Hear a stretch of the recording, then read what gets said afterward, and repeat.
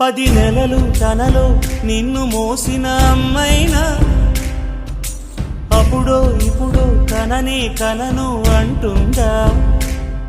ప్రతి కుసుమం తనదే అనదే విరిసే కొమ్మైనా గుడికో జడకో సాగనంపక ఉంటుందా? బతుకంటే పడి చదువా అనుకుంటే అతి సులువా? పొరపడినా పడినా జాలి పడదే కాలం మనలాగా. ఒక నిమిషం కూడా ఆగిపోదే నువ్వు వచ్చేదాకా.